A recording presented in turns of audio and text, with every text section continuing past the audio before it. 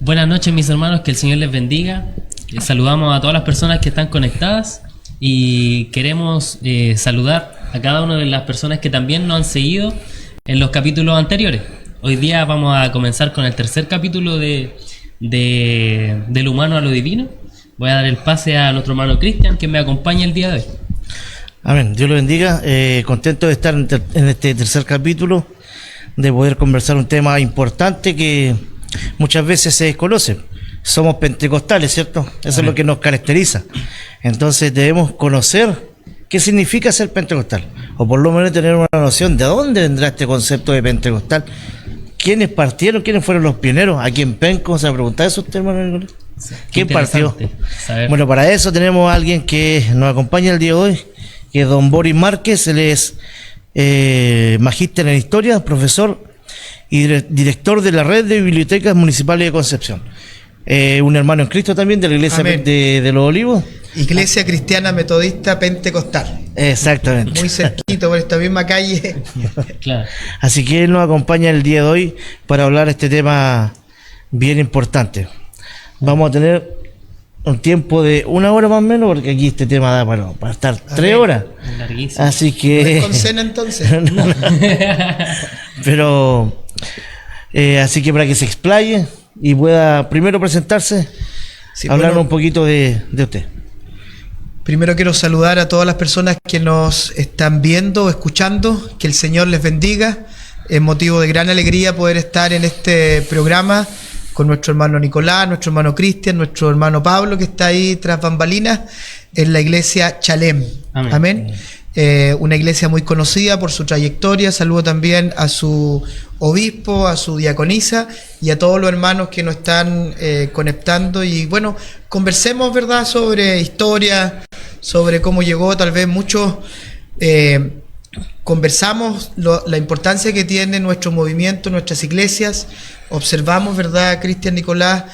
Cómo a veces en cada población hay una iglesia y uno dice cómo surgieron.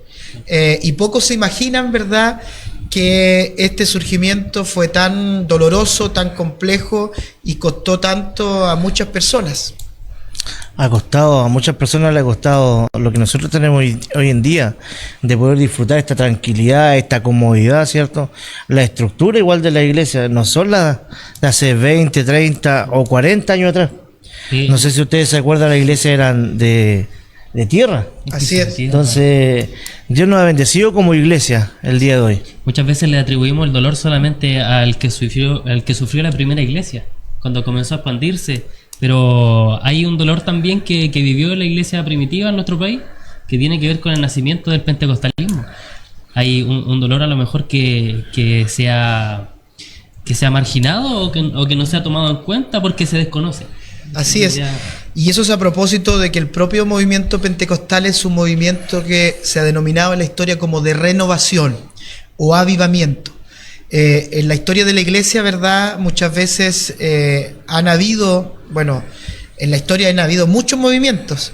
El primer movimiento, ¿verdad?, más importante, que es el movimiento o el hecho fundacional, es lo que ocurre en Hechos, en el preludio, ¿verdad?, de Hechos, cuando el Señor promete que iba a enviar su Espíritu Santo y que iba a volver, y Dios pide que las personas que estaban ahí en el aposento alto se mantengan en unidad, y viene el Pentecostés, que es la venida del Espíritu Santo, la tercera persona de la Trinidad, y se manifiesta con poder, con hechos, ¿verdad?, muy importantes, con predicación al aire libre, con dones espirituales y con sanidades. Y bueno, todas las personas saben lo hecho.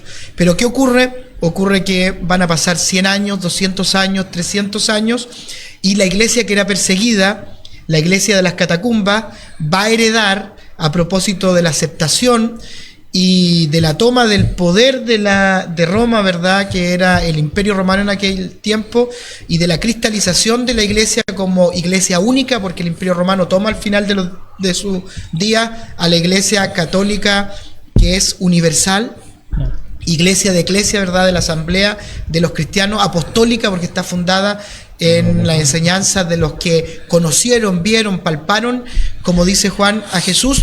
Pero esa iglesia se va a transformar en una iglesia muchas veces fría, con una liturgia un poco estructurada, y Dios, a través de su Espíritu Santo, va a enviar a cada siglo avivamientos. Y un gran avivamiento es el que envía en el siglo pasado, en el siglo XX, primero en Los Ángeles, allá en lo que se denomina Calle Azusa en 1906, y después en Valparaíso en 1909, y en paralelo en Concepción, en la iglesia presbiteriana de la cual nosotros somos herederos. Y de ahí nace lo que hoy día son el 90% de las iglesias en Chile y más de 500 millones de seguidores en el mundo que siguen este movimiento. 600 millones había leído. Imagínense, 600 millones, ¿verdad? Las cifras nunca son exactas, pero imagínense, cuando una persona piensa como Elías, ¿verdad?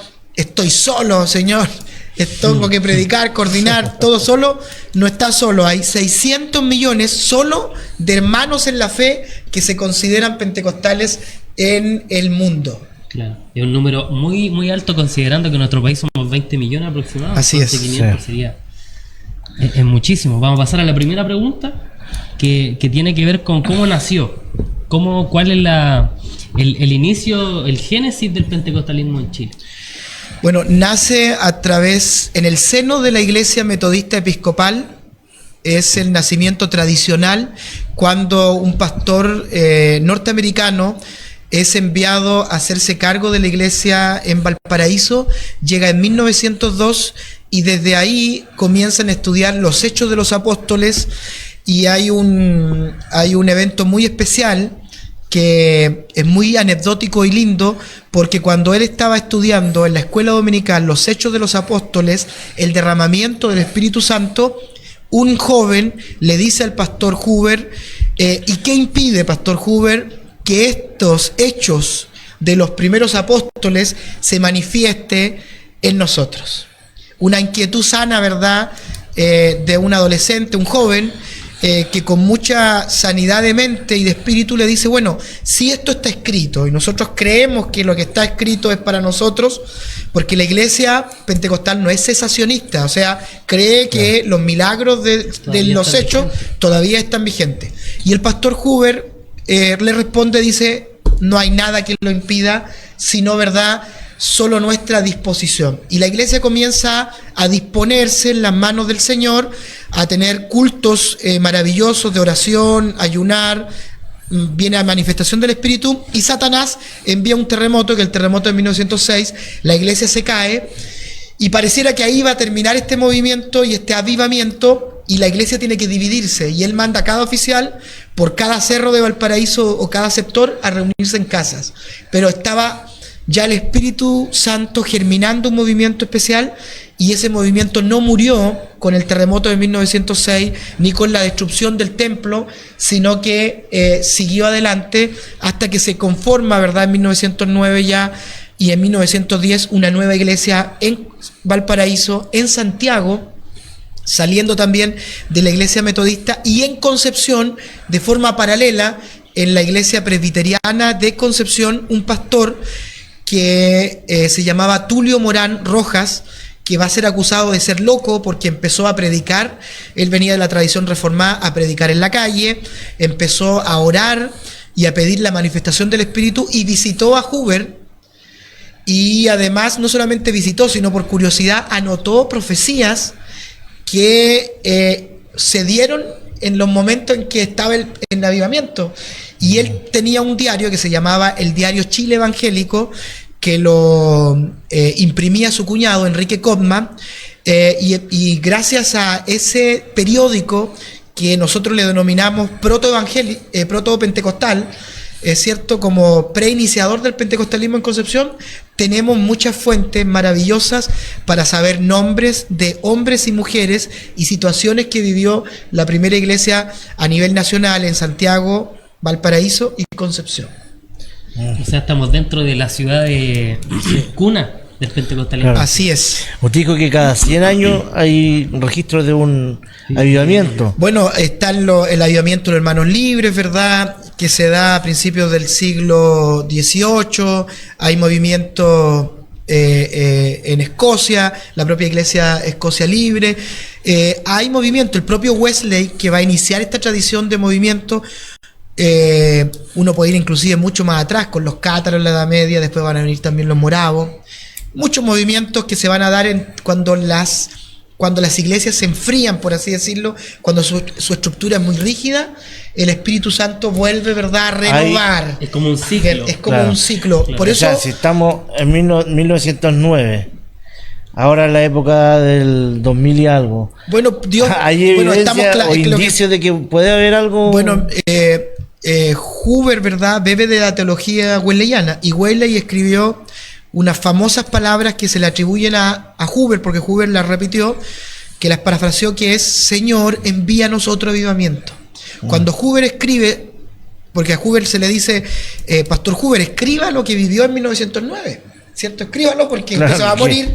Entonces él acá. escribe en la revista que ellos tenían, que se llamaba primero Chile Pentecostal y después Fuego Pentecostés, desde los años 1928-29. Él va escribiendo y después esto se recopiló en los años 40 en un libro. Y ahí él dice, y toma las palabras de Wesley: Señor, envíanos otro avivamiento, pero un avivamiento mejorado, que no repita los errores, porque también en cada avivamiento hay, ¿verdad?, personas que se desvían, hay muchas herejías que nacen de los avivamientos, ¿verdad?, que está comprobado. Es más, hay dentro de los pentecostales hay herejías que probablemente después vamos a ver, pero siempre el avivado quiere un nuevo avivamiento.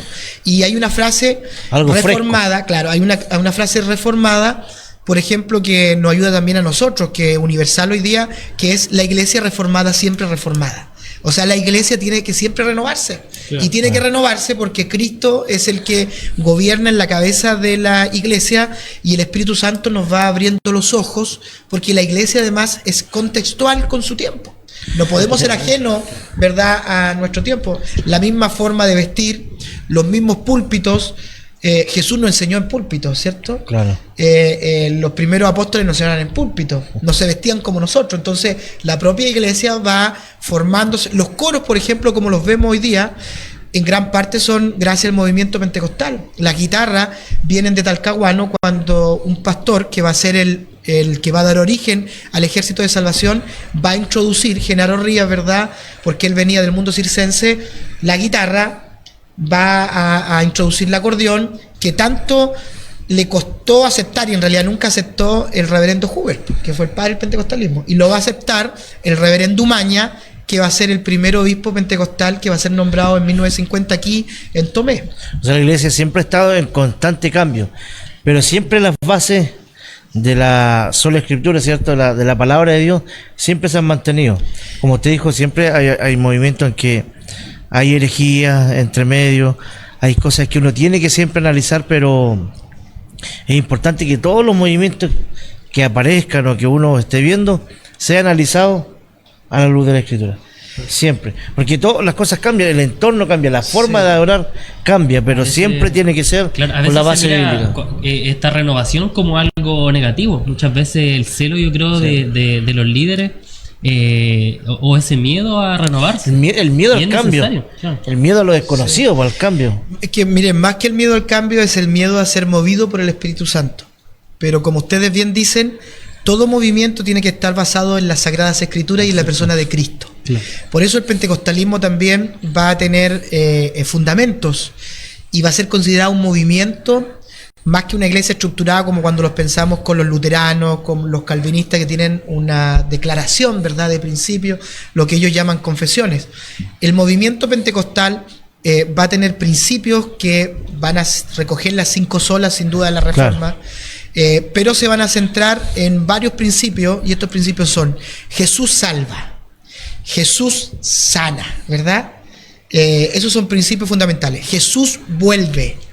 En el pentecostalismo, por ejemplo, las doctrinas dispensacionales de profecía van a ser muy son potentes. características de la dispensación, claro. Entonces, es, por ejemplo, cuando uno va a una iglesia pentecostal y no se predica sobre la venida de Cristo, o lo que creen la mayoría de los pentecostales, que es el arrebatamiento, uno dice: esto no es una iglesia pentecostal. Claro. Y Jesús, ¿verdad?, envía al Espíritu Santo. Entonces, va a ser con estas 4 fuerzas que se va a mover el movimiento pentecostal basado en la Sagrada Escritura. Miren, un pentecostal genuino, porque no hay una receta, ¿cierto? No es que digamos, yo no puedo porque tampoco soy teólogo, pero tampoco creo que no hay un teólogo que diga este sí es pentecostal, este no, como tampoco alguien puede decir este no es bautista y este sí es bautista, este es calvinista y este no. Yo diría sí que el pentecostal es el que cree lo que lee en la Biblia, cree que el Espíritu Santo vive dentro de él y eso ha provocado en él un nuevo nacimiento y busca las obras del Espíritu y cree fervientemente que Jesús viene por él y por su iglesia, pero viene por él. O sea, por eso la muerte para el evangélico es un triunfo, tanto del punto unitario, ¿cierto? Muero yo, bueno, porque Cristo vino por mí, ¿cierto? Porque la segunda venida, el rapto de la iglesia, antes de la parusia, antes de la segunda venida, es Jesús viene como subió. ¿Y cómo subió sin que nadie más lo viera? Solo lo ven los apóstoles, ¿cierto? Porque no hay ningún otro registro. Pablo dice que hay 500 personas que ven a Jesús resucitado, claro, pero solo los que estuvieron ahí en Hechos 1, que fueron muy poquitos, vieron a Jesús subir. Y dice, así mismo como lo veis, ustedes subir, así va a volver. Claro. O sea, no a la vista de todo el mundo, sino va a venir por ti y por su iglesia. Es lo que Pablo en Corintios 15 dice, un misterio nuevo os doy, ¿verdad? No todos moriremos, sino todos seremos arrebatados. Claro, muy buena la definición que dice del pentecostalismo y cómo cómo cada cristiano lo ve. Sí. Eso del dispensacionismo, ¿cierto? Y de creer fervientemente que Jesús viene, nos hace, a diferencia de otra iglesia, cristocéntrico. Así es. Hay otros movimientos pentecostales.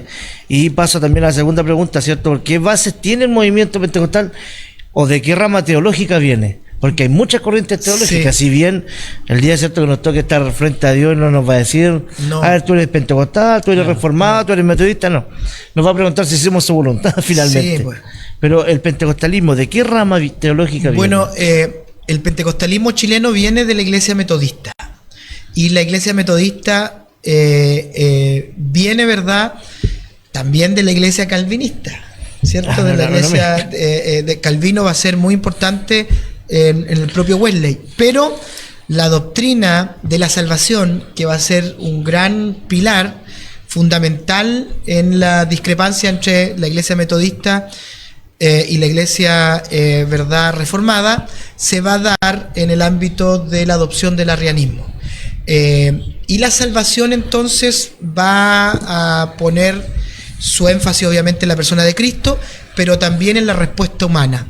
La persona debe responder a la gracia que el Señor le da, debe cuidar su fe, debe alimentar su fe, porque recuerden que la fe se da como don de Dios, pero también como fruto del Espíritu. Hay que cultivar la fe, hay que ponerla por obra, el pentecostal al final del día lo que va a creer es que el nuevo nacimiento, como lo creían, ¿verdad?, Wesley, el Espíritu Santo viene, nos crea nuevo, ¿cierto? Somos una nueva criatura, como Jesús le dice a Nicodemo, pensamos diferente, o sea, entregamos nuestra voluntad a Dios para que Dios reine en nosotros, pero también cree que hay un proceso que se llama de santificación, y ese proceso de santificación es recibir los dones del Espíritu, cultivar los frutos del Espíritu, y es por eso que en el pentecostalismo van a haber manifestaciones de lenguas, tanto espirituales como lengua en otros idiomas, ¿verdad?, que Dios ha utilizado.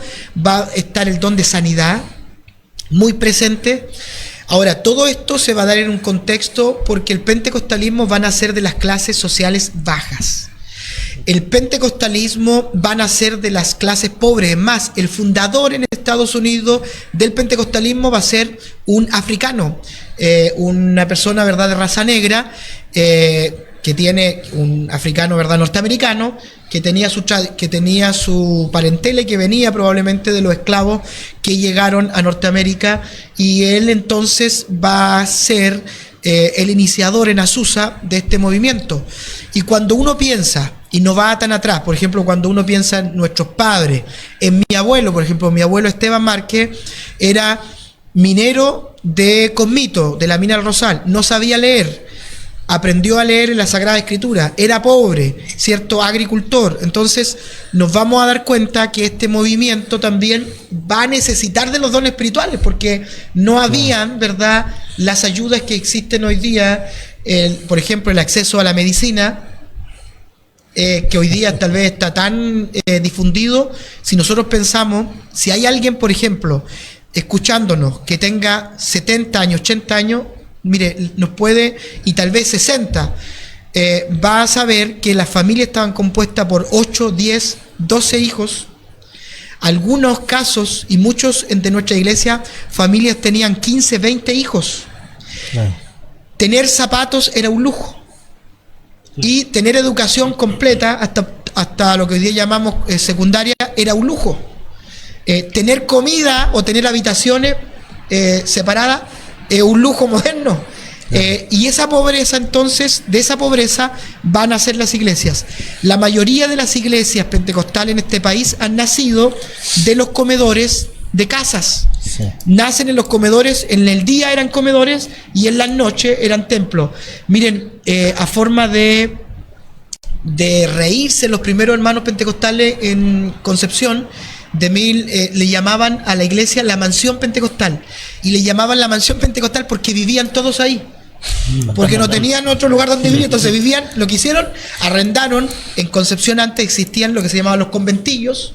Entonces arrendaron una antigua propiedad y todos vivían ahí. Todos tenían un lavadero, habían habitaciones, habían 4 o 5 familias, y en las noches se juntaban y hacían claro. Y por eso se le llamaban la mansión, haciendo, ¿verdad?, una dicotomía a que los grandes templos protestantes, como en ese tiempo los presbiterianos, luteranos, anglicanos, estaban en el casco histórico de la ciudad y ellos estaban en la periferia, en las calles donde no estaban pavimentados, donde todavía no llegaba el alcantarillado, donde había mucha pobreza. Miren, cuando a mí me tocó escribir este libro que cuenta la historia de los primeros pentecostales, cada familia había perdido un niño, por lo menos. Por ejemplo, eran dolores que todos compartían. ¿Por qué? Sí. Porque había enfermedades como la viruela, habían enfermedades, ¿verdad?, que hacían que las familias perdieran hijos y tenían que superar.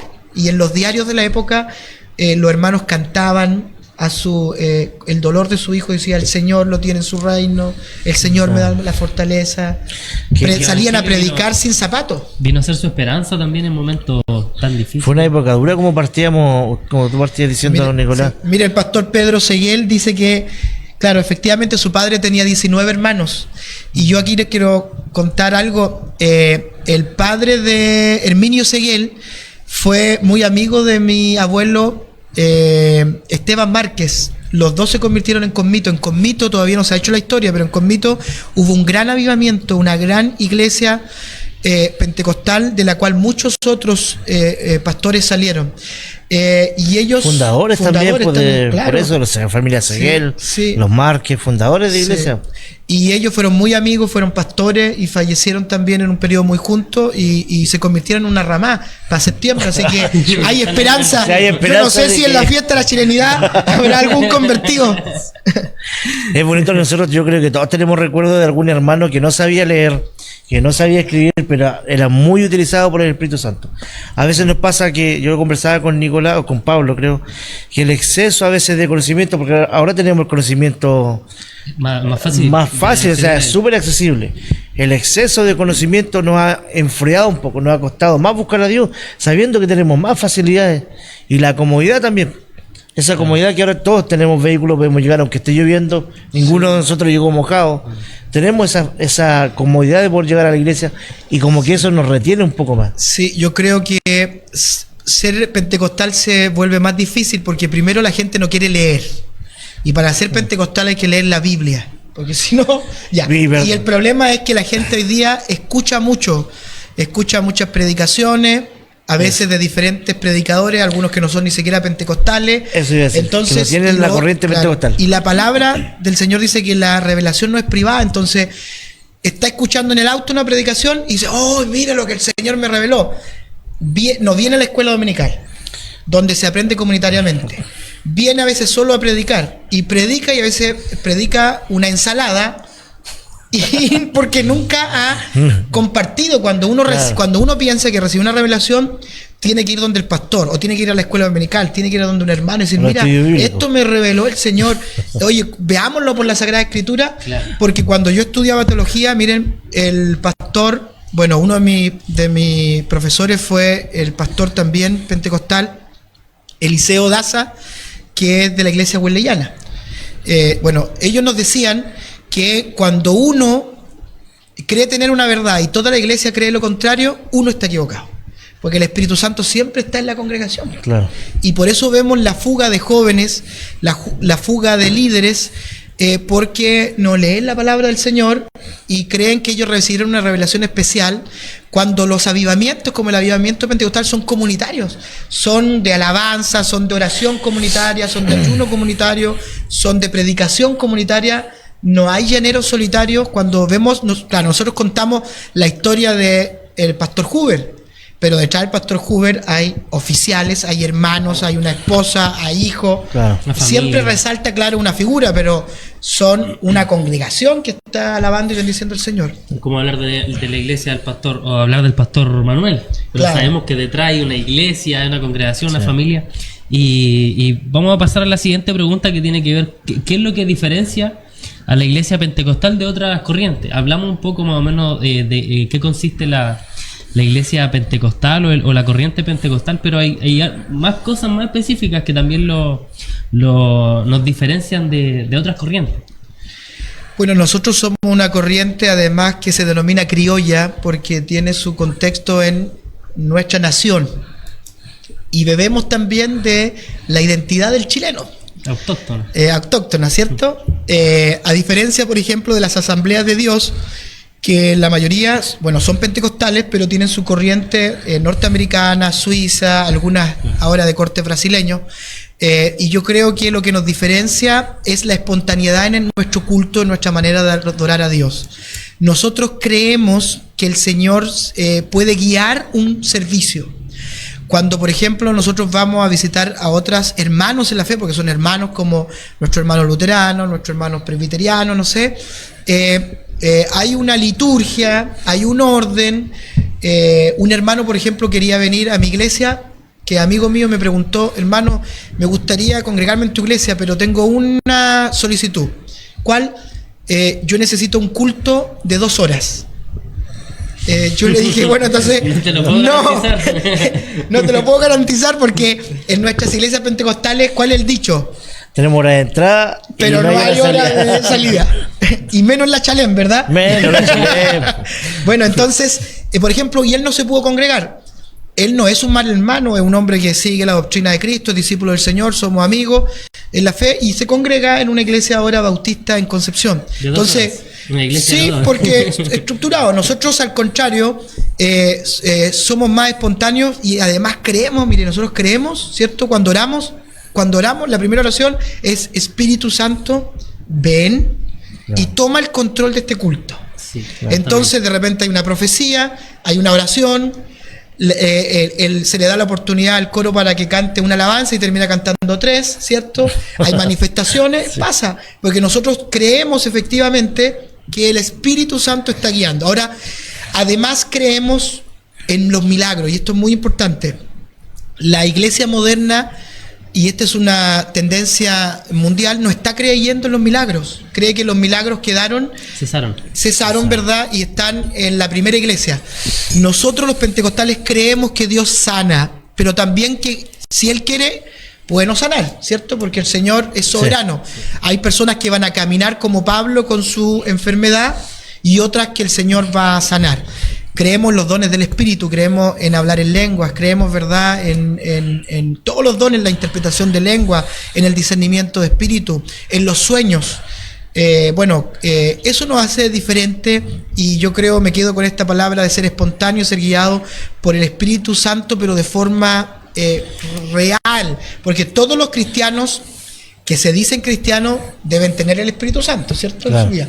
Pero otra cosa es que ellos crean efectivamente que el Señor, que el Espíritu pueda guiar, en este caso a su iglesia, y nosotros lo creemos. Los pastores son administradores temporales, pero creemos nosotros que el pastor es guiado por el Espíritu Santo. Por eso, cuando coloca a un siervo, cuando va a ungir, cuando pide que alguien, ¿verdad?, se encargue de algo, nosotros como pentecostales no estamos creyendo que nos están pidiendo un favor un hermano o una persona, estamos creyendo que es el Espíritu Santo que nos está hablando, porque el Espíritu Santo guía a su iglesia. Creemos en esa autoridad que tiene el pastor porque sabemos todo que es guiado por el Espíritu Santo. A mí me gustaría, antes de tal vez pasar a temas teológicos, hermano, contarle a los hermanos cómo llegó el pentecostalismo en Penco. Lo que hablábamos al inicio. Para allá íbamos. Qué bueno. Pero, como dato para cerrar el tema de los milagros, que es muy importante eso que usted dice, que la gente ya no está creyendo en milagros. Sí. Nos tachan de irracionales, pero Pablo dijo claramente que toda nuestra religión se basa en el hecho de la resurrección de Cristo. Si Cristo no resucitó, que es un milagro, van a nuestra fe. Entonces, nuestra creencia está basada en un milagro. Y si Cristo resucitó, ¿qué le va a costar a él sanarnos de cualquier enfermedad? Entonces eso es lo que muchos nos catalogan de, como dije, irracionales, porque no creemos en milagros, pero los milagros suceden constantemente. Sí, bueno, hay que hacer un alcance, sí, porque hay muchos neopentecostales que creen que se llama la fe por la sola fe, o lo que se llama el pactar con Dios, proclamar. El milagro no resulta, ¿verdad?, de cuánta fe tenga yo solamente, ¿cierto? Ni decir, yo decreto que tú te sanes, por lo tanto te vas a sanar. El milagro nace del corazón de Dios. Miren, cuando uno lee los evangelios, sobre todo los sinópticos, porque acuérdense que, bueno, Juan se escribe en una órbita distinta, teológica, y ya no se habla de milagros, se habla de signos, ya. Pero en los evangelios sinópticos, los milagros nacen de la compasión de Dios, de Jesús, ¿cierto?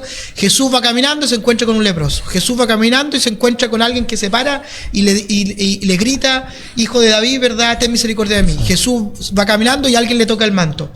Eso nace de la compasión, y la compasión en el griego viene de la palabra útero, o sea, viene del amor filial. Porque Jesús, en el Padre Nuestro, Mateo 6, o en Lucas, el Señor se presenta como nuestro Padre. Entonces, Él tiene filiación con nosotros, nos ama, nos protege. No es un Padre en el sentido de que nos creó, que hoy día está muy de moda, ¿verdad?, como los papitos corazón. No es solamente porque nos creó, por eso no todo el que es creado por Dios tiene a Dios como Padre, ¿cierto? Es criatura de Dios, pero no hijo de Dios. Es Padre porque nos mantiene, porque nos da el pan nuestro de cada día. Es Padre, ¿verdad?, porque Él se muestra poderoso en perdonarnos. Es Padre porque nos envía su Espíritu Santo. Es Padre porque no nos deja huérfanos. Y de repente Él ve que necesitamos ser sanados, porque la palabra del Señor dice, el Señor conoce todas nuestras necesidades. Hay personas pentecostales que van a morir, porque tienen que morir obviamente, con enfermedades. Unas van a tener que morir con enfermedades dolorosas, y ahí se aplica la palabra de que Jesús le dijo a Pablo, bástate de mi gracia. Otras, el Señor va a decir, te sano. ¿Cierto? Y la va a sanar de diferentes maneras. Alguien va a venir, va a tocar. Algunos son, miren, hay personas que han sido sanadas durmiendo, como Gigi Ávila, ¿cierto? El Señor vino en sueño y lo sanó. Sí. Hay otras que van a estar caminando, otras que van a estar cantando. Hay gente que estaba cantando. Yo tengo un testimonio de una hermana, y estábamos predicando, y una hermana alzó las manos y fue sanada.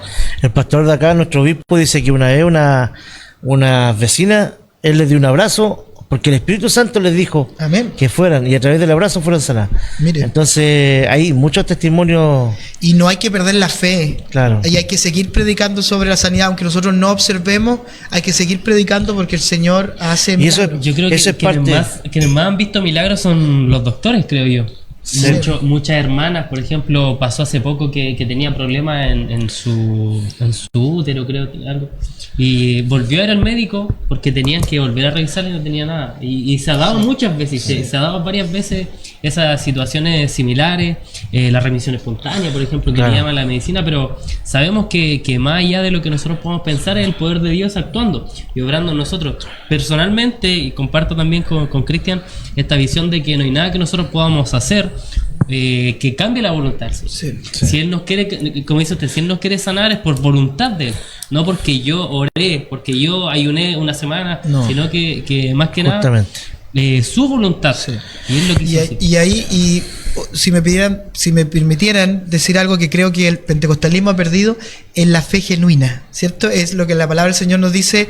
Tengan fe como un niño, sean como un niño, ¿cierto? La fe genuina, mire, el Padre Nuestro parte con la palabra verdadera es Abba, es papi.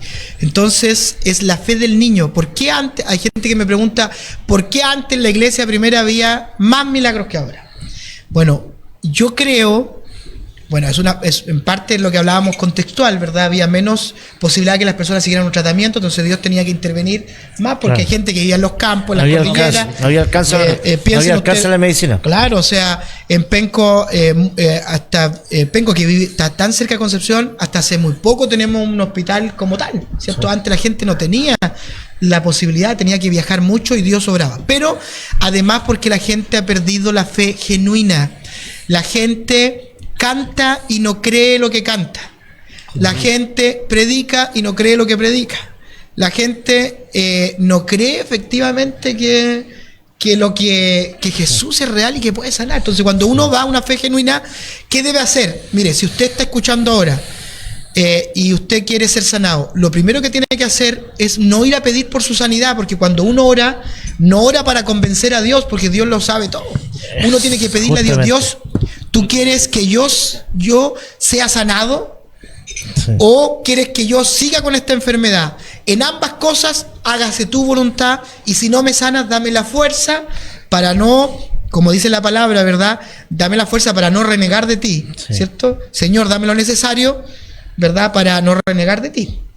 Pero no me des mucho para no irme. Y eso se aplica no solamente a lo económico, se aplica a la vida. Espiritual, porque hay gente que se sana y después es que aprender a hacer la voluntad de Dios es parte de la madurez espiritual. Sí, pues. Yo antes como cristiano, le cuento una experiencia mía, yo decía, yo como cristiano nunca me falta, antes de los 20 y tantos años, nunca me falta el trabajo, yo no creo que me enferme, vivía en una burbuja pensando que esas cosas a mí no me pasaban. Claro. Pero resulta que entendí con lo que es el evangelio, y a veces uno puede decir, Dios no me responde. Pero conversábamos con una hermana aquí en la iglesia que un no de Dios también es una respuesta. Así es. Positiva. ¿Por qué? Porque ese no está tomado con más sabiduría. Si Dios dice que no, por algo es. Así Entonces, por eso es que a veces Dios sana o no sana. Y si, como decía el hermano Nicolás, nosotros, aunque hagamos ayuno una semana, bueno, ¿qué ganamos? Aunque Dios no nos haya respondido. Ganamos experiencia, ganamos aceptar su voluntad. La oración es para aprender a que ya sea la respuesta que estamos pidiendo, ya sea positiva o negativa, la aceptemos. ¿Por qué? Porque justamente creemos que Dios es soberano. Así es. Entonces aprender a aceptar el sí o el no de Dios. Y las pruebas nos provocan templanza. Cuando, por ejemplo, el Señor a lo mejor no hace lo que nosotros deseamos. Esa experiencia se puede transformar en templanza, en más fe aún. Formar tu carácter. Bueno, Santiago habla de la paciencia, ¿cierto? La prueba produce paciencia. Porque recuerden que no es cómo se parte, es cómo se termina. Claro. Y eso es muy importante en los pentecostales, porque muchos pentecostales han venido a veces del alcoholismo, de la droga, hay pastores que han venido de la cárcel, pero no es cómo se parta, es cómo se termina. Y todo esto, los frutos nos van a permitir tener paciencia, y dice la palabra que la paciencia no avergüenza, porque está puesta en la esperanza que está en Cristo. Claro. Cristo nos prometió que va a volver, y yo le creo a Cristo y aquí estoy, en las buenas y en las malas. Cristo prometió que sano, iba a estar conmigo, o no sano. Y miren, y los hermanos viejitos, ¿verdad? O los que partieron, los que fundaron este movimiento, así lo creían. Ya, hermanos, si quieren conversemos de Penco. Claro, hablemos. De Penco. Aleluya. Eso es lo que a todos nos interesa. ¿Cómo llegó aquí a Penco? Saber que hay un inicio que es muy antiguo y es interesante porque tiene que ver con nuestra comuna. Nuestro hermano Boris tiene la Bueno, primero es difícil poder datar con exactitud cuándo y quiénes fueron los que fundaron el pentecostalismo. Esto es verdad como los cientos de apóstoles que han viajado, han sufrido en el tiempo desde que Jesús ascendió al cielo, y no sabemos, ¿cierto? Cuando uno lee los hechos, uno dice, ¿por qué no nos cuentan la historia de Felipe, de Tomás? ¿Por qué no nos cuentan más de Pedro? Ni siquiera aparece cómo murió Pablo, por cierto. Nosotros teníamos que después buscar en otros documentos para completar la historia. Lo mismo pasa con el pentecostalismo. ¿Qué hay que decir? Primero, que es un movimiento de personas pobres. Los primeros pentecostales eran pobres. Los primeros pentecostales fueron perseguidos por sus propios hermanos de la misma iglesia. Yo le hablaba del primer pastor que se llamaba Tulio Morán. El pastor Tulio Morán empezó a predicar al aire libre, empezó a orar y empezó a recibir manifestaciones. ¿Qué le dijeron? Que era loco, y llegaron los pastores de Santiago y lo echaron de la iglesia. Y tuvo que ir. Imagínense, ese fue uno de nuestros fundadores. Y ese pastor, Tulio Morán, sintió del Señor que tenía que venir a Penco en 1909.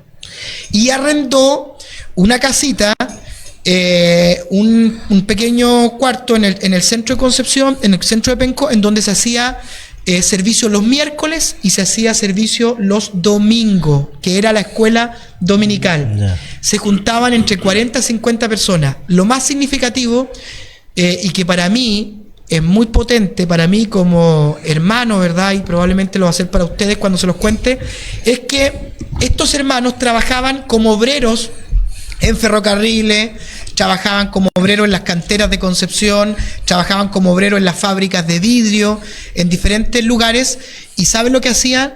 Como el tren, como ellos tenían una jornada de mucha fatiga, hoy día nosotros vamos a las 40 horas, pero sus padres se recordarán que antes habían 48 horas, sí. Y en el tiempo de estos hermanos se trabajaba de sol a sol, no había ni siquiera lo que se llamaba el descanso dominical, no había la ley de la silla, no había código del trabajo, nada, o sea, ellos trabajaban de sol a sol. ¿Qué ocurría?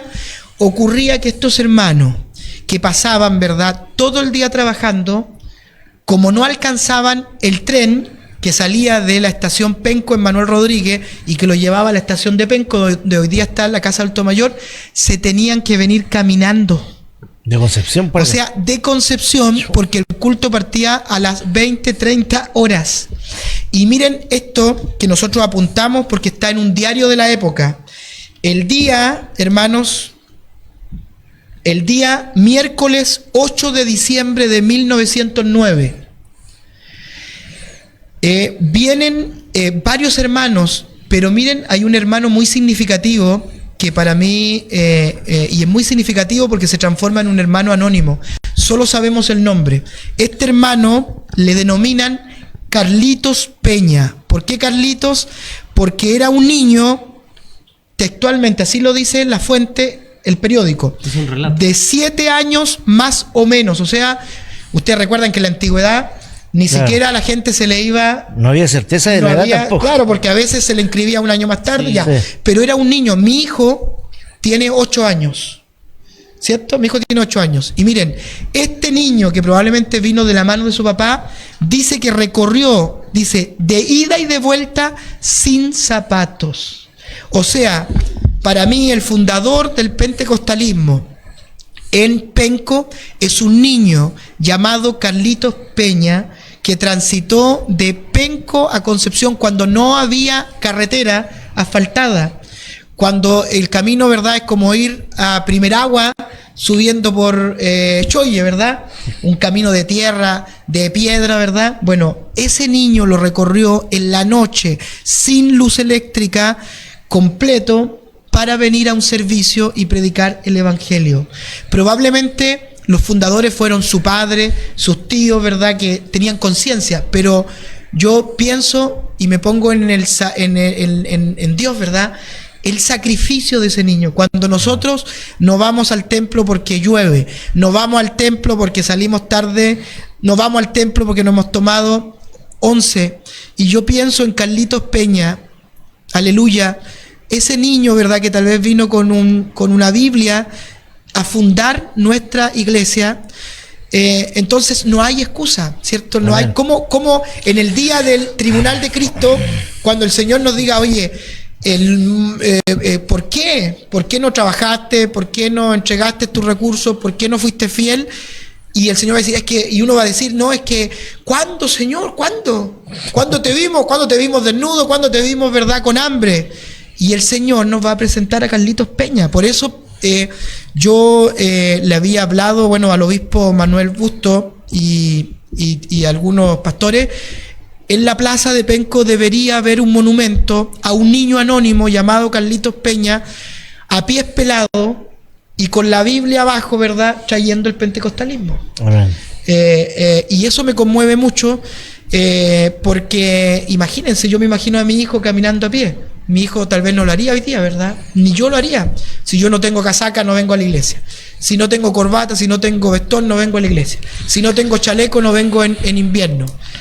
Si llueve, nos salimos a predicar. Si sale mucho sol, nos salimos a predicar. Y este niño, bueno, y además las crónicas nos cuentan que bueno, en ese tiempo la mayoría de las personas eran católicas, le apiedraban la iglesia, le lanzaban, ¿verdad?, pelelas con orina. Los carabineros salían y lo amedrentaban porque eran 7, 8 personas de Concepción que venían en la noche. ¿Qué estaban haciendo estos hermanos que venían en la noche a predicar el evangelio? Que se iban, ¿verdad? Estarán poniendo una nueva secta. Ellos pensaban, estarán haciendo un mitin político. Claro. Serán sindicalistas que vienen a crear, ¿verdad?, problemas a esta ciudad obrera. Bueno, entonces los carabineros se portaron en ese tiempo muy mal con nuestro hermano y los testimonios están todos acá. Y el primer iglesia que nosotros tenemos conocimiento es del año 24 y estaba en calle Roble, donde hoy día se hace, ¿verdad?, la feria, sí, los sábados, número 358 entre las calles O'Higgins y Las Heras. Ahí deberíamos nosotros colocar una placa que diga: aquí se realizaron los primeros cultos formales de las iglesias pentecostales, de la cual hoy día estamos repletos, porque en cada población, en cada villa, en cada cerro, en cada puerto de Penco hay una iglesia evangélica, gracias a ese Carlitos Peña, que Dios vio su sacrificio y que entonces plantó la semilla y hoy día germinó. Como dice Jesús en Marcos, uno es el que va a sembrar y el sembrador se va a dormir y cuando vuelve no sabe cómo y ya floreció, ¿verdad? Eso es lo que qué bonito. Nos emociona a todos saber la historia de fuerte. Sí, es emocionante, lo vimos emocionado, hermano Boris, pero es algo súper conmovedor. Y volvemos a lo que dijimos delante, el tema de la comodidad. Amén. Que es cierto, y nos tocaba todo el tema de que a veces somos, no sé si es la palabra, pero mal agradecidos con Dios. Todo lo que nos da, todo lo que nos provee, y a pesar de eso, como usted decía, si no tenemos casaca, o si está lloviendo, o si no tomamos once, no nos congregamos. Entonces es importante que reflexionemos sobre eso. Siento que no le tomamos el mérito al sacrificio. El sacrificio también es meritorio para la persona que lo hace. No, como decía anteriormente, no cambia la voluntad del Señor a lo mejor, pero sí es muestra de amor. El hacer un sacrificio, por ejemplo, el día lluvioso, como ha mencionado usted. Hoy día a lo mejor no estamos carentes de las cosas que carecían antes, pero sí hay cosas donde nosotros podríamos hacer algo más. Siempre se puede hacer más, sí. Siempre. Y a veces cuando no la hacemos por comodidad, como dice nuestro hermano Cristian, ahí es cuando empezamos a flaquear en muchos aspectos. ¿Y de Concepción se ramificó primero a Penco? ¿O hay indicios de que haya sido en, no sé, Hualqui, Talcahuano? Paralelamente, este mismo pastor tenía una vocación misionera, entonces los miércoles enviaba personas a Penco y otros días enviaba a Lota, Coronel. Bueno, posteriormente hubo un pastor que se llamó Daniel Venegas y ese pastor ayudó mucho a difundir el evangelio. Y en la época de nuestros abuelos hubo un pastor que se llamaba, de apellido Vilches, de Tomé, y él también, porque la mayoría de las iglesias, parte de las iglesias pentecostales, bueno, las iglesias pentecostales ya en los años 70 se ramificaron muchísimo, y hay mucho esfuerzo. Miren, yo por ejemplo conversaba con un pastor en Chihuayante que estamos haciendo una investigación que se llama Merari Aldana, y él venía de Loncoche y su padre pastor le dijo: anda, si no me equivoco, a Talca y funda una iglesia. Agarró a su gente, le pidió, arrendó con lo poco que tenía un camión, y el camión se quedó en pana en Concepción. Estamos hablando de los años 70 y tanto, casi 80. No pudo llegar a Talca. Se quedó en Concepción y fundó una iglesia en Chihuayante. Con una pobreza. Hoy día es una iglesia importante, pero así es. Por eso el esfuerzo es muy importante. Cuando a nosotros, sobre todo los jóvenes, nos gusta que todo se dé en amplitud, ¿cierto? Ojalá si voy a predicar, ojalá que hayan 100 personas. Si voy a hacer esto, ojalá que muchos lo vean. El Señor mira, como nos dice en la oración Jesús, el Señor mira en silencio y en secreto. Amén. Y después recompensa en público. Entonces, a los pastores, a los hermanos, a los que quieran iniciar cosas, háganlo desde el silencio, desde lo secreto, desde lo poco, y van a llegar a lo mucho. Y nunca piensen que el Señor no mira su sacrificio. Los que quieran iniciar iglesias, los que están dirigiendo iglesias, miren, un alma, como nosotros decimos, ¿verdad?, es tan importante que, aunque todos los tesoros del mundo estén aquí, un alma vale mucho más. Claro. Entonces, una persona que gane un alma, una persona que logre que una persona, ¿verdad?, encuentre la gracia del Señor, vale todo el esfuerzo que una persona puede hacer. Y además la vara está alta, porque si uno piensa en la vara de Jesús, la vara de Pablo, la vara del apóstol, y además la vara de nuestros ancianos. Sí. Sí, pues. Eso lo quería decir acá. El pastor siempre cuenta la historia de su abuelita, que antiguamente la pastora Rosenda, que ella se veía a los campos, a primera agua, a varias partes. Y como decía, antiguamente no existía esto de que había muchos letreros. Entonces ella fundaba iglesias y también tenía esa vocación de ir y predicar y dejar algo establecido.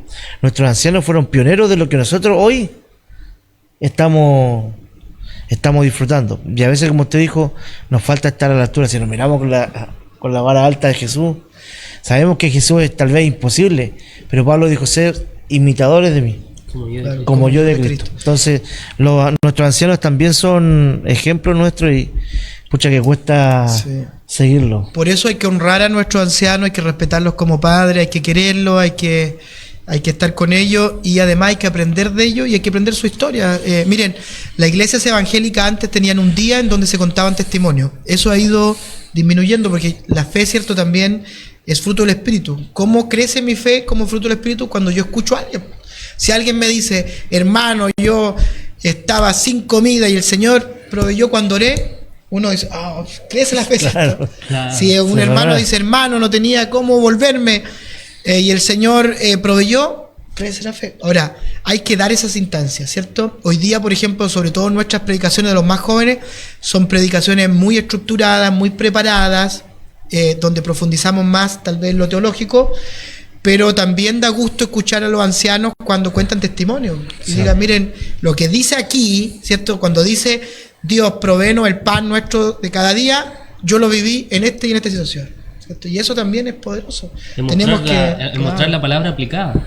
Claro, por eso no hay que dejar de lado a los ancianos. Los ancianos tienen que tener una labor importante en la iglesia, y nosotros, que los jóvenes somos como caballos, ¿verdad? A veces que llegamos y salimos impetuosos, tenemos que tener cuidado, y tenemos que ser respetuosos con los ancianos, porque los ancianos, ¿verdad?, dieron testimonio de antes y nos dan la fortaleza. Además, los ancianos son los pilares de la iglesia, ¿verdad? Entonces uno dice: oye, mira, puede faltar cualquiera, pero no va a faltar ese hermano, no va a faltar el pastor, no va a faltar ese. Por eso uno se siente seguro. Pasa en toda la iglesia, yo creo. Por eso la palabra también la palabra valoriza al anciano. Así es. En cuanto a la sabiduría, al conocimiento, a la experiencia. Y yo creo que en todas las iglesias pasa que los hermanos más fieles son los ancianos. Las ancianas. Eso quería. Las mujeres. Muy buenos para orar también. Es que ellos vivían de la oración. Ya son los primeros que llegan. Los cultos acá son a las 7:30, a las 7 llegan. 7:15, y de repente tenemos que retar: la hermana está muy helado, llegue un poco más tarde para que encuentre la iglesia abierta, porque siempre encuentra la iglesia cerrada, porque ellas llegan antes del tiempo de inicio. Incluso hay algunas hermanitas que después del culto las queremos ir a dejar y no quieren. No, si voy caminando nomás, acostumbrada a caminar. Y aquí es pura bajada, cuando viene es pura subida. Bueno, y algo que quería también que ustedes me comentaron antes, es el aporte de la mujer en la iglesia pentecostal. A ver. Miren, en los inicios la mujer fue muy importante, bueno, lo sigue siendo. En algunos se piensa, ¿verdad?, que hay más mujeres que varones, y era principalmente porque muchos varones trabajaban. Es más, muchos pastores hasta el día de hoy trabajan, y en el tiempo antiguo la mayoría no podía dedicarse de forma exclusiva. Entonces la pastora estaba a cargo de lo que se denominaba el grupo de Dorcas o el grupo de señoras en otra iglesia, y las mujeres entonces dedicaban, porque la mayoría no trabajaba y eran dueñas de casa, se dedicaban mucho a la oración, al ayuno, y Dios se manifestaba con muchos dones, porque de a poco, bueno, el púlpito se les fue quitando, pero eran profetas, recorrían iglesias. Las hermanas eran muy buenas para, sobre todo en los tiempos antiguos, de recorrer iglesias, llevar profecías a otra iglesia, y eran los puntales hasta el día de hoy y tienen un espacio muy fundamental. Por eso no hay que mirarla en menos a las mujeres, porque las mujeres son pilares del movimiento pentecostal, son las que en su mayoría oran. Bueno, ahora la mayoría de las mujeres jóvenes, ¿verdad?, trabajan también. Y están en el mismo, trabajan y tienen también, tal vez a veces escasean con sus tiempos, pero hay que tratar de buscar, tanto el hombre y la mujer, hacerse los tiempos para consagrarse a Dios, para unirse en sus propios grupos, el grupo de varones o de voluntarios, el grupo de Dorca o de mujeres, y trabajar al Señor. Y ver estos grupos, no como grupos, porque bueno, en muchas iglesias hoy día hay grupos que se llaman talleres laborales, que está bien, hay que darle un tiempo a todo, pero recuerden que si hay poco tiempo, el primer tiempo es para la oración, la enseñanza de la palabra y el fortalecimiento, ¿verdad?, del espíritu, porque una iglesia no se sustenta si no hay personas que están orando, claro, porque no es solamente que haya un pastor, que haya algunos hermanos, sino tiene que haber personas que estén consagradas al Señor dentro de la iglesia, si no, no resiste este movimiento de avivamiento. Claro, una iglesia donde no hay espíritu no se seca. Y claro, y para que un hombre esté dedicado a Dios, tiene que haber una mujer que acepte todas esas horas que el hombre se dedica a la escritura, ¿cierto?, a la enseñanza, a predicar. Entonces, como usted dice, es muy importante el rol de la mujer en el tema del pentecostalismo, porque en los inicios y hasta el día de hoy, ser pastor o ser líder demanda harto tiempo, harto que hacer, harto estudio, harta ausencia, dejar a veces a la familia de lado. Sabemos lo difícil que es ser pastor en una iglesia el día de hoy. Entonces es importante que... Pastor y pastora, nosotros le llamamos, ¿verdad?, con cariño, porque algunos le llaman esposo del pastor, pero yo creo que el pentecostalismo está avanzando a aceptar el ministerio de las pastoras. Muy probablemente esto va a ocurrir, porque la palabra dice que no hay acepción de personas entre el hombre ni la mujer, y porque la pastora se entrega también de lleno. Por eso los hermanos varones tienen que ser muy respetuosas con las hermanas, porque el Señor se manifiesta tanto en el hombre y la mujer. Claro. Siempre se da que los liderazgos tal vez dentro de la iglesia son más masculinos, sí. Pero por ejemplo en nuestra generación, la generación de nuestro hijo, va a haber muchos liderazgos femeninos, y qué bueno que sea así, porque tiene que haber ambos, tanto liderazgos de hombres como de mujeres, porque la palabra del Señor dice que si a un niño lo pusieran por delante, ¿verdad?, a él hay que escucharlo. Claro. Sí, a veces se malinterpreta un poco lo que habló Pablo cuando pedía que la mujer no enseñara, cuando la manda a callar, entre comillas. Entonces igual es importante valorizar a la mujer porque por la historia, también por su trabajo, por el apoyo, como hablaba Cristian, en la tarea que realizan las pastoras también es valorizable. La ayuda social, el cántico. Tienen esa sensibilidad que el hombre no la tiene. Así es, tienen ese amor de madre. Son más constantes, igual encuentro. Son constantes, tienen el amor filial de madre, ven a las niñas, a los niños como hijos, lo abrazan, oran, las mujeres se llevan los problemas, ¿verdad?, para su casa. El hombre, ¿verdad?, nosotros tendemos a que nos cuentan un problema y se nos olvida, pero las mujeres se llevan ese problema, lo entregan en oración. Así que hay grandes hombres de Dios en el pentecostalismo, como grandes mujeres del Señor, muchas mujeres también buenas predicadoras, como los hombres al aire libre. Amén. Así que honramos también a las hermanas. Nosotros tenemos una pastora que es muy... ¿Cómo lo podemos describir? ¿Cómo la podemos describir? Existe una palabra para describir. Pero el Señor la utiliza con mucho poder ahí, y es innegable ver cómo el Espíritu Santo trabaja en ahí. Que sus predicaciones son potentes, se siente el Otra característica del mundo pentecostal es la predicación al aire libre. ¿Y por qué ha crecido en relación a otra iglesia? Es por eso. Los pastores antiguos, los hermanos antiguos y muchos hermanos eran buenos para predicar en la calle. Nosotros hemos perdido, y es una realidad, yo mismo he perdido ese tema. No sé, el hermano, por ejemplo, nosotros teníamos allá un hermano que se llamaba Matías Ulloa. Él no necesita, nosotros necesitamos gente para ir a predicar, una guitarra para ir a predicar, o un megáfono. Antes los hermanos salían y además salían a caminar y iban a donde Dios los guiaba. Había un megáfono que era como un latón. Así es. Pero era una especie de altavoz, ¿no? Así es. Natural. Y ellos iban, y yo me recuerdo, por ejemplo, ellos mismos nos enseñaron a nosotros, algunos íbamos a los cerros a predicar, y era predicar, y la gente, hay muchos testimonios que a veces llegaban a lugares donde parece que no había ninguna casa y alguien estaba escuchando el mensaje de Cristo, y muchas iglesias rurales donde no llegaron otras iglesias tradicionales, era porque había un hermano, o a veces con una bicicleta, como los ciclistas después, ¿verdad?, ayudaron mucho, salían a predicar, y donde no llegaban los otros, porque no les daba, ¿qué voy a ir a predicar al caserío? ¿Qué voy a ir a predicar arriba si hay 4 casas? Y ahí había alguien que se sacrificaba, y llegar, yo vuelvo a decir, los tiempos de tránsito eran complejos, o sea, les quiero decir algo, que caminar, nosotros ni siquiera caminamos 1/3 de lo que caminaban los primeros pentecostales, caminaban, donde Dios los llevara para predicar el evangelio, y a veces sin ver ellos el fruto, porque predicaban y después el Señor a su tiempo es lo que, le daba lo que usted decía, el tema de la semilla, que a veces era lanzada la semilla y Dios es quien da el crecimiento. Ahora estamos viviendo una época bien compleja. Yo creo que el tema de salir a predicar a las calles es un desafío. Sí. Un desafío porque no debemos perderlo, y segundo porque las leyes están un poco cambiando. El otro día nos visitaba un pastor que hablaba de la iglesia perseguida, la voz de los mártires se llamaba. Así es. Y hablaba de que estamos aquí cerquita en Nicaragua, en Perú, en Bolivia, Colombia. Entonces, ¿qué nos asegura a nosotros que el día de mañana, teniendo un gobierno que nosotros oramos por ellos, ¿cierto? Respetamos al gobierno de nuestro presidente, pero son gente en su mayoría inconversos, ateos, que no creen en Dios. Sí. ¿Qué va a pasar con las leyes cuando nos restrinjan? Ahí vamos a desear salir a predicar al calle. Sí, bueno, a nosotros nos va a pasar otra cosa, porque en Colombia, en México, en otros lugares, la persecución es una persecución formal al cuerpo, ¿cierto? O sea, se ataca a la persona. Si predica, lo mutilan. Si predica, ¿verdad?, le queman la casa. Si predican, le pegan.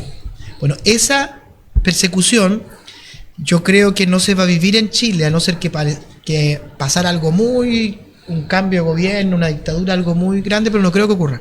A nosotros nos va a pasar lo que se llama el abrazo del oso, la pleitesía con las autoridades.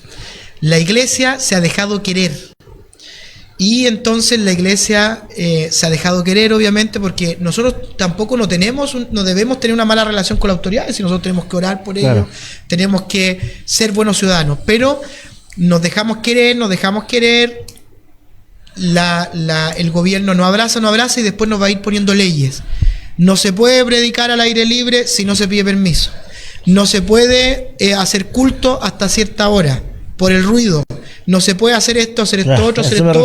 Entonces, le celebramos, nos dicen, lo respetamos porque le celebramos el día evangélico, sí. Pero no pueden hacer esto, otro. Y cada vez estamos diciendo, bueno ya.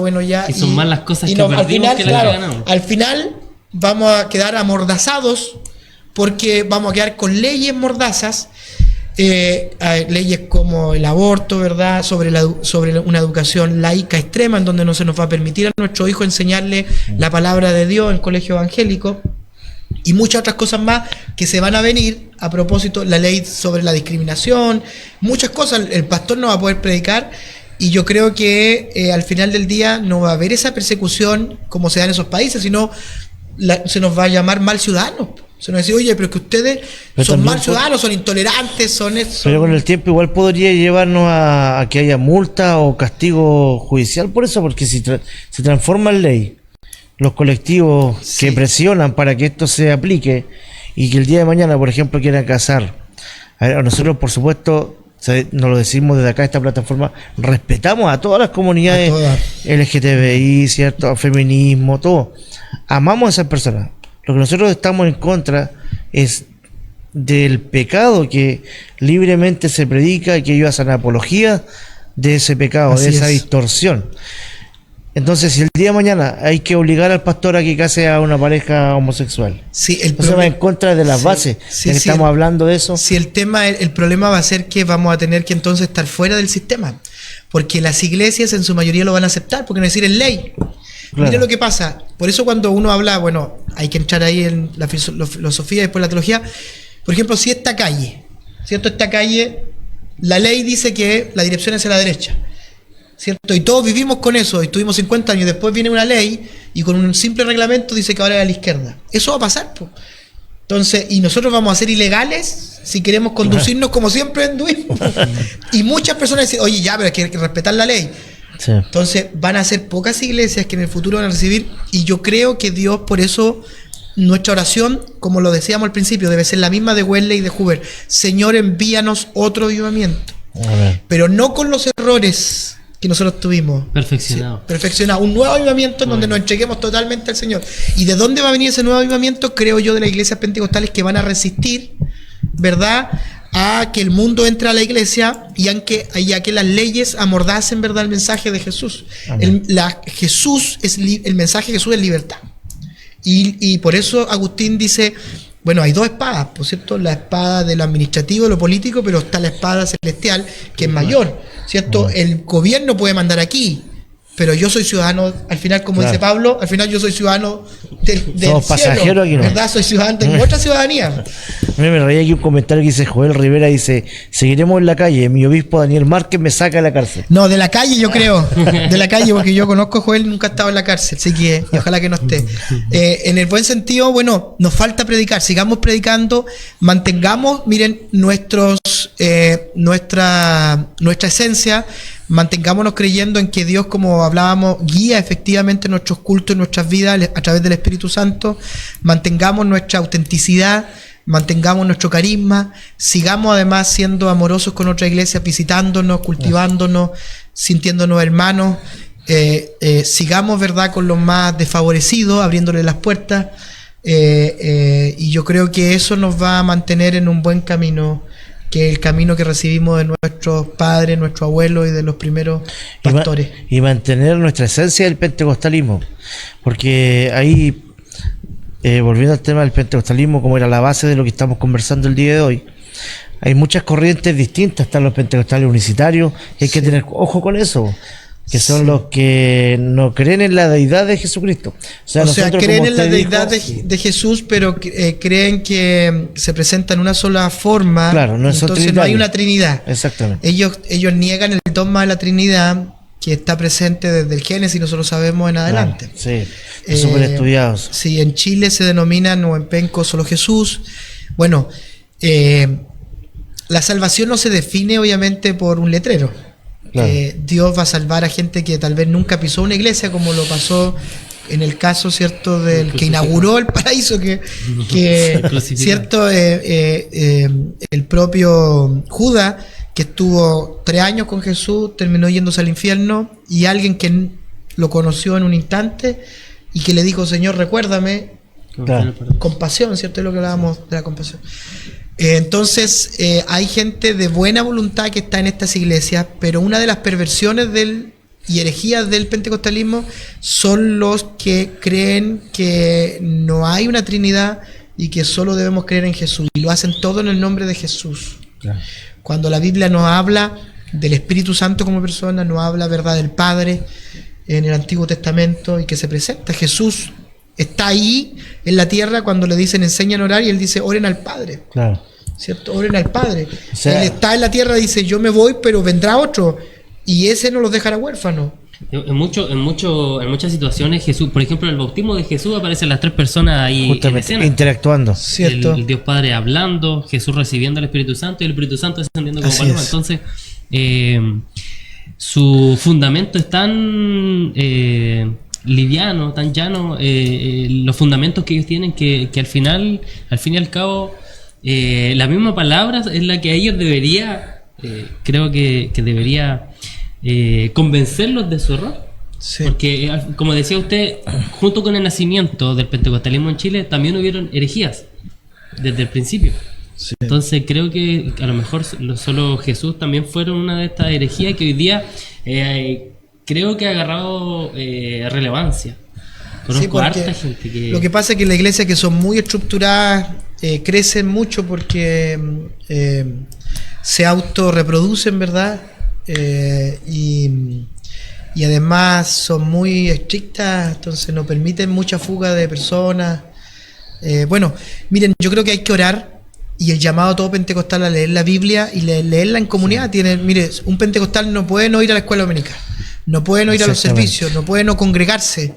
Y hay que trabajar en ese sentido. Así que la invitación es a que leamos y creamos lo que leamos. Y si alguien quiere partir teniendo un avivamiento, volvamos a la esencia del pentecostalismo con esta pregunta: ¿qué impide, cierto? El joven le dijo a Mr. Hoover, ¿qué impide, Pastor Hoover, de que la manifestación del Espíritu en Pentecostés se vuelva a repetir en nosotros?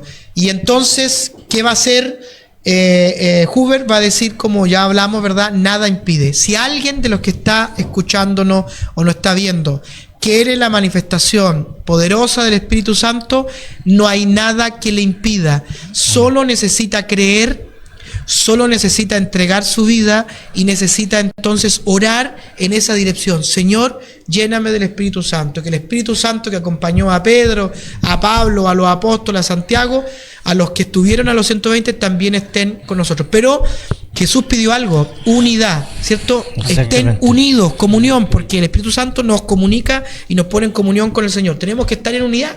Si alguien, por ejemplo, bueno, el domingo predicábamos en nuestra iglesia, si alguien está debiéndole a alguien, si alguien no pide perdón, si alguien no se habla con otro, claro, no puede esto darse, porque la palabra del Señor dice que hay que mostrarle el voucher, ¿verdad?, de que estamos bien con el hermano para que el Señor nos perdone nuestras deudas. En el inicio de la iglesia, cuando usted lo mencionaba adelante, en el preludio, en los primeros capítulos de Hechos, menciona que ellos, cuando compartían el pan en las casas, lo tenían todo en común, y Dios añadía a la iglesia en Hechos 2 los que habían de ser salvos. Entonces, parte de este pentecostalismo que nace ahí en Hechos 2 es compartir, es la comunión de los santos, la comunión entre nosotros. Sí. Amén. Así que bueno, así es, pues, interesante el tema. ¿Sabe cuánto llevamos ya hablando? No sé. Como 2 horas, ¿no? No, porque era una hora además. Una hora, un cuarto, digamos. Ojalá que me esté escuchando mi madre, porque estoy cerquita aquí. Probablemente la voy a pasar a visitar. Ah, ya. Que vaya colocando la tetera, dice usted. Aleluya. Esperamos Hermano, que se haya sentido cómodo. Sí, muy cómodo, muy alegre. Que se haya sentido aquí acogido. Y bueno, de eso se trata este programa. Sí. Es bien libre a que podamos nosotros dar nuestra opinión y hablar sobre temas diversos. Y algo tan especial también, hablar de nuestras raíces, sí, como pentecostales en Chile. Sí. Mire, yo quiero hablarle a los hermanos que nos ven y a ustedes también, hermanos. La Biblia sin duda nos llena de gozo, alegría. Yo lloro mucho al leerla, pero también lloro mucho al escudriñar las historias. Por eso, vuelvo a repetir, mantengamos nuestra relación con los ancianos, con la historia de nuestra iglesia. Se ha perdido a veces recabar en la historia. Ahora estamos haciendo un libro en Chihuayante sobre la historia, hicimos sobre Penco, deberían haber muchas cosas más.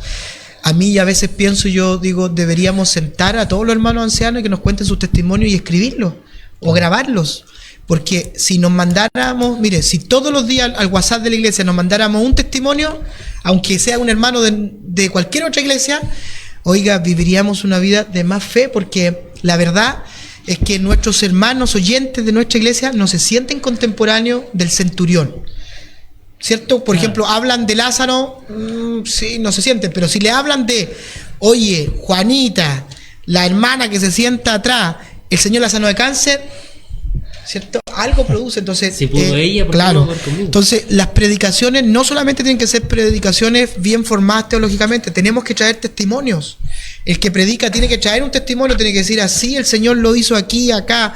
Y cuando uno escudriña, ¿verdad?, el pentecostalismo en nuestra Chile es tan precioso. Mire, a mí me toca ir a Antuco, allá de repente uno va caminando, una iglesia chiquitita. Sí. Uno va por los cerros, una iglesia pequeña. Uno va por los puertos, una iglesia pequeña. Y uno piensa y dice, chuta, cuando yo no estoy orando, ahí hay alguien que está orando. Cuando yo pienso que Dios está en silencio, allí en la cordillera, Dios no está en silencio. O sea, el Señor se manifiesta poderosamente en Chile, en este movimiento, en muchos otros, pero en este movimiento en el cual nosotros estamos, y por eso no perdamos nuestra fe, sigamos siendo auténticos, sigamos trabajando, sigamos predicando al aire libre, sigamos creyendo en la manifestación del Espíritu y sigamos creyendo en los milagros, porque el Señor es el Dios de ayer, de hoy y para siempre. Amén. Amén. Muchas gracias, hermano Boris, por por sus palabras. Realmente nos dio luces de algo que nosotros también desconocíamos. Está muy interesante el tema, le agradecemos porque como dije, hay cosas que Se hizo poco el tiempo. claro, se hizo muy corto. Muchas cosas que no sabía. El niño Carlitos Peña me tocó, sí, fue interesante la historia y qué bueno que nos haya podido acompañar, porque sabemos que usted tiene experiencia en esto, ha participado en estos libros, ¿cierto? Y le agradecemos que se haya dado el tiempo de Y le vamos a regalar el libro aquí a los hermanos. Ya. Que el Señor les Muchas bendiga gracias. para el programa. Ya, Para muy ustedes, amable. para que lo lean. El despertar del movimiento pentecostal en el Gran Concepción. Los orígenes, Boris Márquez Ochoa y Eric Y Forcade. estamos haciendo un álbum en Chihuayante con la Iglesia Evangélica, se los vamos a regalar también y los vamos a invitar cuando Ya. esté, porque la fotografía es muy importante, ¿cierto? A veces cuando uno va a donde hermano encuentra alguna linda fotografía y ahí se demuestra con la precariedad. Mire, esa iglesia, por ejemplo, mire La de donde usted portada. donde usted lo abrió. Bueno, ese es el Ilquem, pero donde usted lo abrió, ese es el templo más antiguo sin modificar que existe en el Gran Concepción, que está en Talcahuano. ¿Dónde está la cámara? Y ahí estamos. No hay un monumento, ¿cierto? Deberíamos nosotros buscar la manera alcanza a ver de valorarlo más. Existe hasta el día de hoy. Y ahí muestra, justo ahí, la fotografía de Juan Canut de Bon, porque Juan Canut de Bon estuvo acá, o sea, Por eso Claro, al que nos dicen Canuto estuvo aquí. De ahí viene. O sea, Ahí imagínense, viene por el eso término Canuto. este territorio Penco y Lirquén está bendecido, porque hombres lo bendijeron al llegar. La palabra dice que benditos son los pies de los que anuncian la palabra. Claro, Y qué aquí bueno. llegaron estos hombres. Qué interesante conocer nuestra historia, porque cuando conocemos la historia la valoramos Amén. y podemos difundirla también. Amén. Ojalá que este espacio, si bien se hace en vivo, no hay una gran cantidad de gente, pero ha tenido buena aceptación en las redes sociales. Mucha gente lo ha visto, mucha gente lo ha compartido, y esperamos que este mensaje, aunque se vea en diferido, llegue a alguna persona y podamos aprender. Nosotros también le tenemos un regalo, Aleluya. así que Qué bueno. Qué bueno es el Señor. amén. No, Qué están bien interesante. enseñados, Pastor Manuel Busto. El obispo Busto los tiene bien enseñados. Este es un presente que No, tenemos bien. como Muchas programa. gracias. Amén. Que el Señor le bendiga. Amén. Entonces Yo- compara a su- Parece que a esto, su regalo. ¿cierto? Ah, ¿Es parecido a esto? Usted tiene Qué bueno. tiene No, dónde. Es un recuerdo más que todo para Amén. que Claro. recuerde que fue invitado a nuestro programa. Es algo que Amén. estaba comenzando, llevamos recién el tercer episodio, pero con la intención de no gloriarnos nosotros, sino que Sí. llevar el evangelio y hablar cosas que tan importantes como la historia, que no se hablan en un púlpito, a lo mejor porque no hay tiempo. Sí. Quizá muchas veces de hablar de la historia, pero maravilloso ver cómo quizá las iglesias que vemos hoy día no son las que en algún momento fueron, Claro. como iniciaron. No Y, son y el reflejo. sigan, y sigan nomás, aunque a veces piensen que no está la audiencia que ustedes piensan. Miren, la radio, por ejemplo, la historia de la radio en Chile es tremenda. El otro día yo conocí a un pastor. ¿Y cómo se convirtió pastor? Estaba y escuché una radio. Miren, la persona que estaba detrás de la radio nunca supo que el No tenía pastor se idea. convirtió. Imagínense cuántas veces tal vez lloró, dijo, ¿por qué invierto tiempo? ¿Por qué hago esto?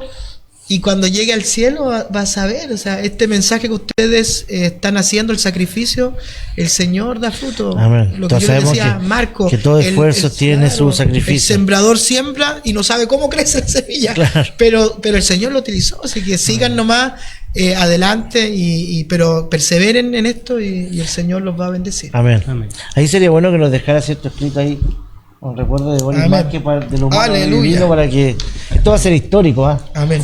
Así que Después vamos a sacar una fotito y la vamos a subir a nuestras redes Sí. sociales Amén. para que puedan apreciarlo y mejor. usted es el privilegiado porque el primero que lleva regalo. Sí, A los otros primero. invitados le llevemos el regalo, así que Sí. como está esto en ciernes recién partiendo, pero ya Sí, confiamos que primero- Dios nos va a El bendecir. primer capítulo fue nuestra pastora, nuestro pastor. El segundo capítulo fue nuestra hermana Belén, una hermana que está estudiando teología en Argentina. Ah, mire, Y ve. entonces ahí le debemos regalos. Sí, pero como son de casa, Sí, hay ciertas son- licencias nos pueden esperar. Sí, ahí está.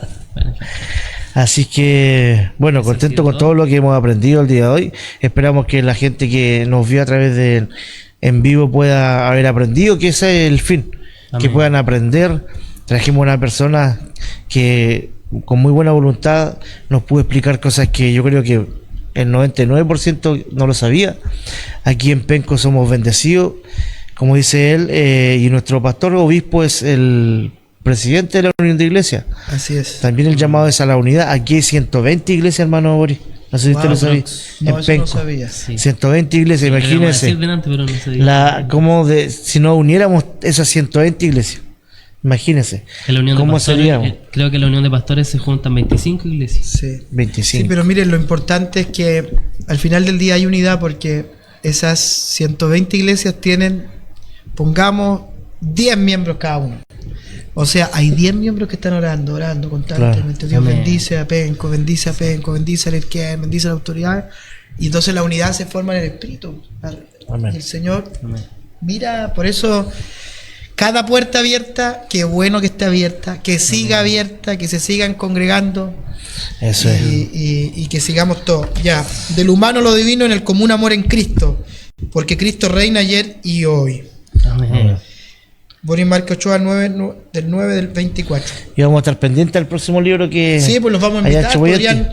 Chapoyante. Podrían transmitir en vivo, ¿Cierto? hacer un reportaje. Sería buena también. idea. Sí, lo queremos hacer, si Dios quiere, en octubre. Aquí, Bueno, ahí está el director. Con Detrás de ese- la cámara. Pablo.